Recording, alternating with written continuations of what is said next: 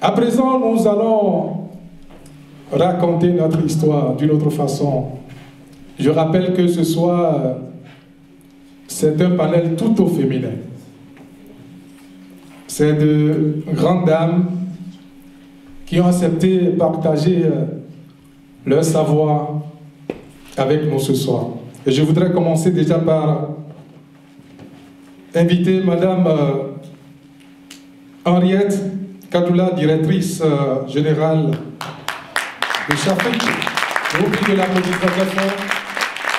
Alors, à la suite de Madame Henriette, je voudrais inviter Madame Dorothy Rowe. Ovation, applaudissements également pour elle. Fondatrice, présidente, directrice générale Audace au féminin. Et pas fini, Madame Nadège Sagué. Ovation pour elle.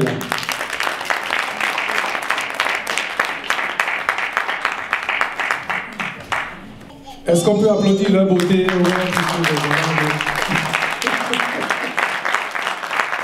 Et à partir de ce moment, moi je ne parle plus. Et je nous invite à les suivre religieusement et rigoureusement. Merci. Bonjour, moi je vais prendre le relais.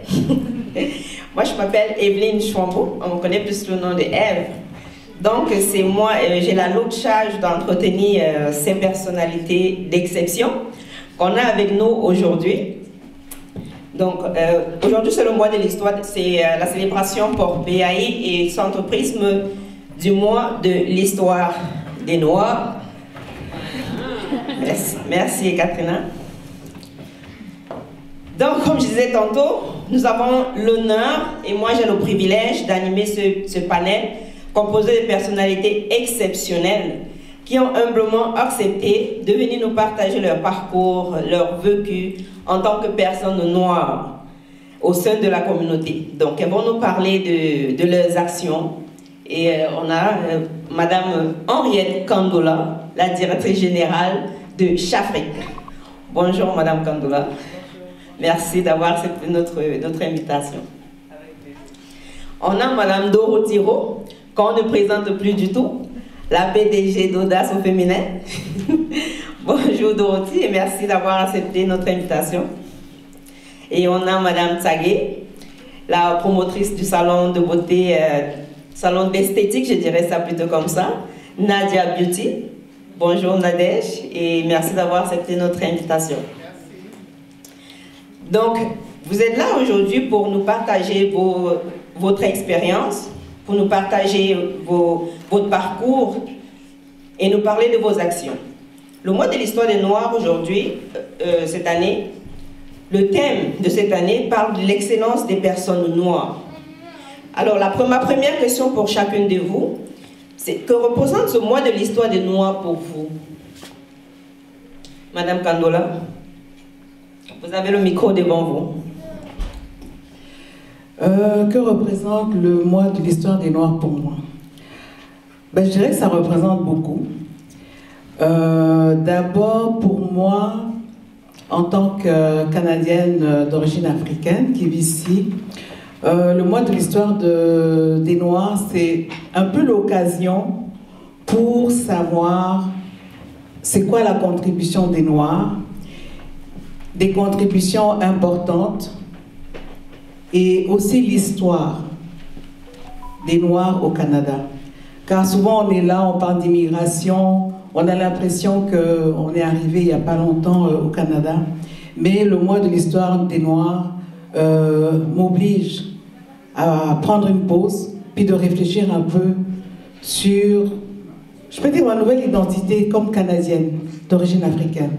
Parce que j'ai émigré il y a quelques dizaines d'années, mais en même temps je ne suis pas née au Canada, je suis née en Afrique. Et quand j'arrive au Canada, il y a une histoire, le Canada a une histoire avec les Noirs. Et je pense aussi, avec tout ce qui se passe, il faut valoriser, il faut diffuser, il faut promouvoir aussi la contribution de tous. Et aussi, ce que je dirais, l'idée que l'existence du Canada, c'est le fait de la communion, de la volonté des Autochtones des colons venus d'Europe et aussi, souvent ce qu'on oublie, d'un noir, d'un interprète, qui était Mathieu d'Acosta. Souvent on n'en parle pas. Moi, dans toutes mes conversations, j'aime toujours m'appuyer sur l'histoire. Parce que tout ne commence pas aujourd'hui. Il y a eu une histoire. Et on parle des autochtones, on parle des Européens, mais il y avait aussi un noir qui a beaucoup contribué. Parce que grâce à lui, il a pu faire le lien. Mathieu d'Acosta était un médiateur interculturel. Donc, le noir, à quelque part, je me dis, on fait partie aussi de ceux qui ont créé le Canada. Et le mois de l'histoire des Noirs me permet justement de revenir vraiment sur l'histoire intrinsèque du Canada, au-delà de moi comme immigrante qui suis là depuis 20 ans, 30 ans. Merci beaucoup, merci. Dorothy, merci. Dorothy Ho, on connaît comme une femme qui se bataille, mais qui porte la femme noire, qui veut porter la femme noire dans les hautes sphères. Elle veut que sa voix soit entendue. Alors, Dorothy Ho, que représente le mois de l'histoire des Noirs pour toi? Écoute, je trouve ça vraiment intéressant ce qu'Henriette a mentionné. Donc, pour ceux et celles qui ne connaissent pas Mathieu d'Acosta, c'est lui qui accompagnait, qui était l'interprète de Samuel de Champlain. Donc, on parle vraiment à la découverte du Canada. Et c'est intéressant parce que moi, je suis née ici, au Québec. Et comme vous savez, Black don't crack. So, j'ai 50 ans. Et c'est vraiment sur le tard que j'ai appris, ou bien qu'on a commencé à célébrer le mois de l'histoire des Noirs. Quand j'étais au primaire, au secondaire, au cégep, on ne parlait pas de la présence ou de la contribution ou de l'histoire des Noirs au Canada. C'est vraiment quand je suis arrivée au cégep, on parlait de l'histoire des Afro-Américains, mais pas ceux d'ici. Donc, Mathieu d'Acosta, comme Marie-Joseph Angélique aussi, celle qu'on a dit, qui a mis le feu ici à Montréal, et d'autres personnages historiques, même tout récemment, Viola Desmond, qu'on voit sur le billet de 10 $.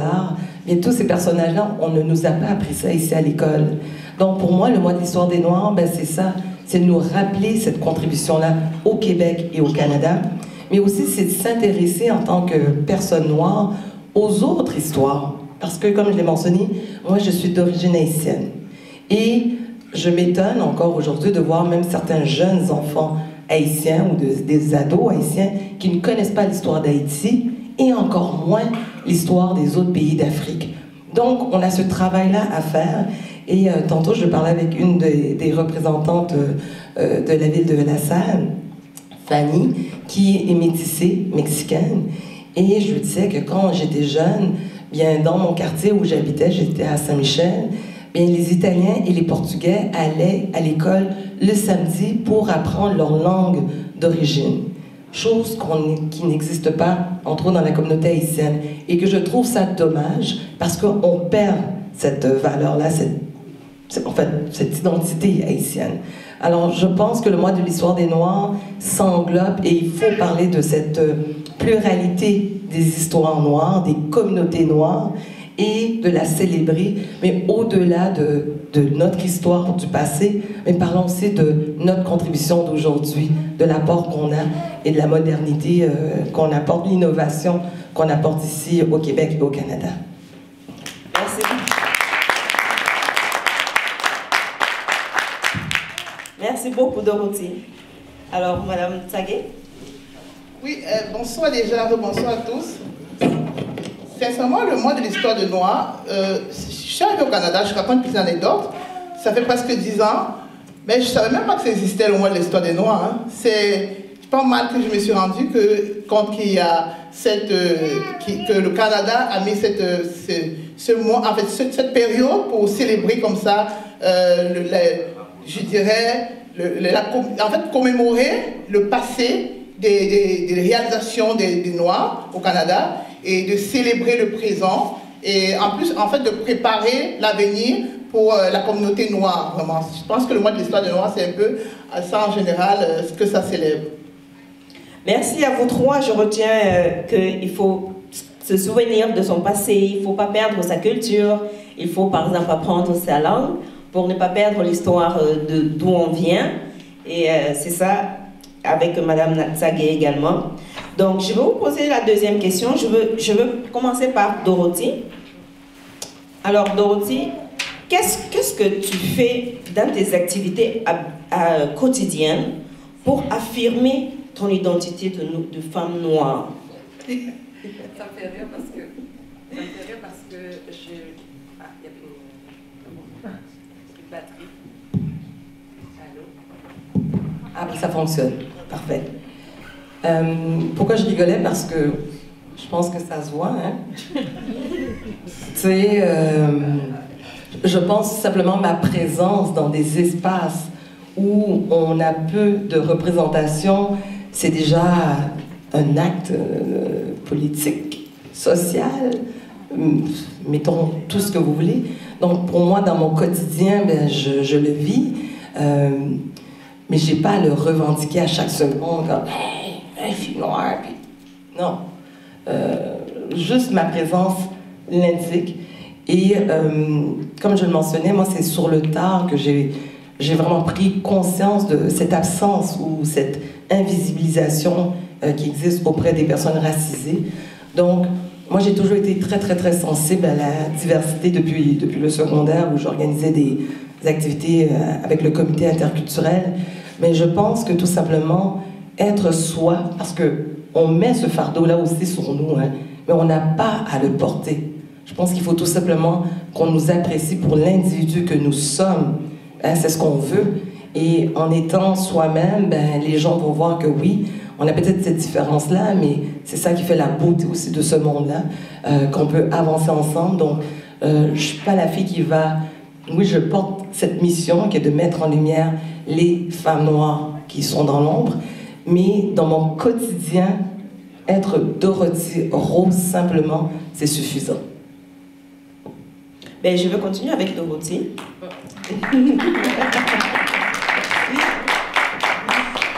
Mais parce que c'était une belle dynamique que je ne voulais pas casser. Donc, Dorothy, tu es une entrepreneure dont les actions prônent la dynamisation et l'émancipation de la femme noire. Donc, tant sur le plan économique que social. Donc, je voulais continuer une fois avec toi pour te poser la question, quels sont les défis que la femme noire rencontre au quotidien sur le plan socio-économique? Puisque tu les côtoies, tu mènes des batailles pour elle. Quels sont les défis de la femme noire? Oui, écoutez, je sais que Henriette et moi, on peut en parler longtemps parce qu'on était ensemble justement hier à déjeuner ensemble. Mais c'est sûr, au niveau de l'entrepreneuriat, bon, il y a l'accès au capital, il y a plusieurs choses, mais il ne faut pas se mentir. Le Canada, le Québec, c'est une terre d'accueil extraordinaire. Mais il y a aussi des enjeux qui sont reliés à la couleur de la peau, comme la discrimination, le racisme. C'est des choses qui existent. Et c'est des choses sur lesquelles on doit apprendre à jongler et à passer à travers ces obstacles. C'est sûr que c'est pas facile parce que ça vient nous affecter même moralement, physiquement. Beaucoup d'études le démontrent.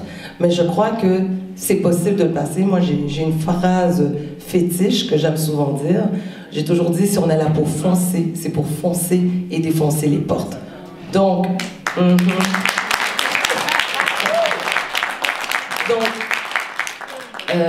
les défis, ils sont là. Déjà, il existe des défis en tant que femme, mais il y a ce qu'on appelle l'intersectionnalité.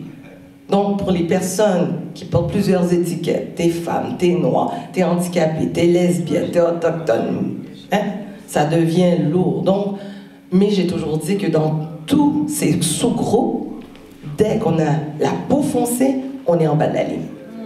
Donc, tu peux faire partie des communautés LGBTQ+, mais si t'es noir, t'es en bas de l'échelle. Si tu fais partie des personnes handicapées et t'es noir, t'es en bas de l'échelle. Alors, juste le fait d'avoir la peau foncée, ça nous amène des barrières supplémentaires, mais c'est également ça qui nous donne cette force-là. C'est également ça qui fait que les gens sont en admiration avec nous parce que la qualité qu'on aime nous attribuer, c'est cette résilience. Moi, j'ai toujours dit 400 ans à prendre des coups de fouet, à être esclave, ça nous a rendus forts. Donc, on est capable de passer à travers, c'est pas évident. Mais moi, j'encourage toujours de frapper aux portes à des organisations telles que Bienvenue les migrants, Chafrique, Audace au féminin et autres, mais aussi essayer de former des alliances avec des gens qui ne nous ressemblent pas. Parce qu'il faut encourager ces conversations où, à la fin, on va tout simplement voir Henriette. On ne verra pas nécessairement la femme noire, mais Henriette Kandoula.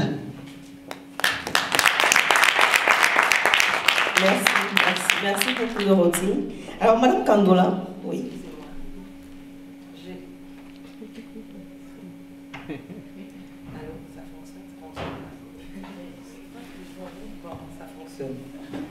J'ai l'impression d'être dans un débat politique. Oui. Non?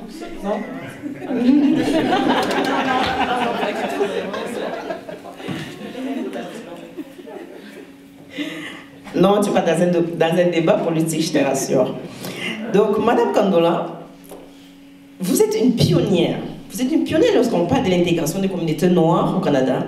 Et vous mettez un accent particulier sur l'importance de l'entrepreneuriat pour les personnes issues de l'immigration.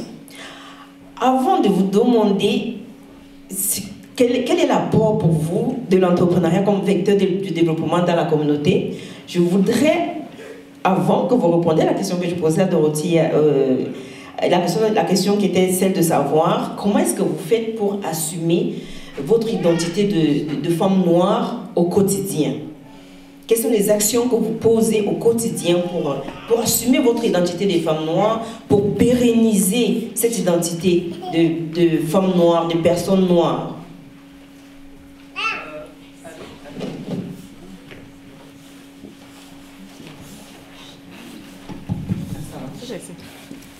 Mais je pense que j'aurai la même réponse probablement que Dorothy. Rien de particulier. Moi, je m'assume. Je m'assume, je suis d'origine africaine et j'ai des valeurs, j'ai une identité. Donc, pour moi, c'est important quand je m'habille, quand je mange, au niveau des arts, toujours qu'il y ait une touche africaine. Ça, c'est moi. Donc, je ne fais pas d'efforts, je ne cherche pas à montrer mon africanité. Mais je pense que ça va de soi. Et c'est sûr, je pense qu'il y a un travail qui est fait depuis des années. Car je me souviens, il y a quelques années, on était dans une conférence, les journées de l'entrepreneuriat féminin, avec Compagnie F, et on a posé la question à des entrepreneurs si vous allez chercher du financement, car la tenue c'est important, l'attitude, la tenue. Et souvent, les Occidentaux, avec nos tenues, ça paraît un peu folklorique. Alors on disait, est-ce que tu mettrais une tenue africaine ou bien un tailleur? Et il y a vraiment eu une discussion, puis l'intervenante qui était là disait que pour aller chercher du financement, il faut t'habiller un peu comme les gens de la société d'accueil. Il ne faut pas aller avec ton boubou, bien des couleurs trop fortes. Il y a eu beaucoup de discussions. Moi, je n'étais pas vraiment dans cette optique-là. Moi, je me dis, on doit s'assumer. On doit s'assumer, on ne veut pas choquer le monde, mais si je veux m'habiller en africaine pour aller chercher du financement, le financier, le banquier ne doit pas regarder mon habit, mais le projet que j'amène, la qualité de mon projet ou les états financiers de mon entreprise et non mon accoutrement. Mais il y a des préjugés quand une femme africaine, exemple, elle met très colorée et tout, il y a comme un petit préjugé, on va dire défavorable, où tu viens demander du financement, mais déjà par ton accoutrement. Mais je pense qu'il y a un travail à faire. Nous, on a fait du travail avec les entrepreneurs, travailler sur l'estime, travailler, avoir de l'assurance et démontrer aux banquiers qu'au-delà de ta tenue, il y a de l'intelligence, il y a de la rentabilité. Mais personnellement, non. Moi, je ne fais aucun effort, sauf que je suis africaine et ça me prend toujours une touche d'africanité dans ce que je mets, là où je vais, dans les restaurants, un peu de tout. Voilà. Merci beaucoup. Ça, c'était la première question. Donc, la deuxième question, vous échappez. Bon, la deuxième question était, quel est pour vous l'apport de l'entrepreneuriat comme vecteur du développement dans la communauté? De l'entrepreneuriat? De l'entrepreneuriat comme un vecteur du développement social. Oui, l'entrepreneuriat, c'est vraiment un vecteur de développement. Moi, je suis convaincue de ça parce que je considère que l'entrepreneuriat, c'est un outil puissant de développement économique. C'est un outil puissant d'intégration aussi économique pour les personnes qui migrent. Et je pense que c'est vraiment quelque chose, parce qu'avec l'entrepreneuriat, on quitte le statut de demandeur d'emploi à celui de créateur d'emploi. Et quoi de plus beau dans une société que d'avoir des créateurs d'emploi? Parce que l'entrepreneuriat, c'est elle comment je pourrais dire, c'est elle qui porte l'économie. Au lieu de créer, quand tu as un emploi, oui, tu vas avoir ton emploi, c'est bien, on est content, les gens qui ont des emplois. Mais un entrepreneur bien accompagné, bien encadré, va créer de l'emploi pour 2, 3 personnes. Et derrière ces personnes, ce sont des familles. Donc, il y a vraiment un impact, davantage d'impact pour un entrepreneur. Donc, pour moi, l'entrepreneuriat, c'est vraiment important. Quitter le statut de demandeur d'emploi à celui de créateur d'emploi et contribuer à la création de la richesse. Donc, sans aucun doute, l'entrepreneuriat, c'est vraiment quelque chose d'important. Et aussi, présentement, l'entrepreneuriat est un peu victime, je dirais, victime de son succès. Et l'entrepreneuriat, c'est un outil qui permet vraiment à ce que les communautés aillent de l'avant. Quand on regarde, même au niveau de gouvernement, les programmes de gouvernement, les actions que le gouvernement fait, ce sont des actions par rapport à l'entrepreneuriat des communautés noires. C'est comme plus tangible. C'est comme plus tangible parce qu'avec l'entrepreneuriat, on veut stimuler, car si on peut sortir tout le potentiel entrepreneurial des communautés noires, ça va créer une force économique pour les communautés et une meilleure contribution pour justement au niveau de la création de la richesse au Québec et au niveau du développement aussi, ça va vraiment être quelque chose de positif. Donc oui, l'entrepreneuriat, c'est un réel vecteur de développement au sein de nos communautés et on encourage pour cela. Merci beaucoup.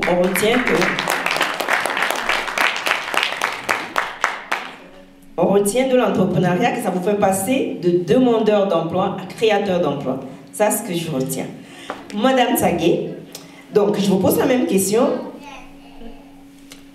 Qu'est-ce que vous faites dans vos actions quotidiennes,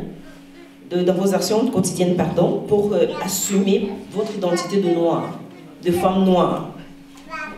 Merci, Émilie. Ça marche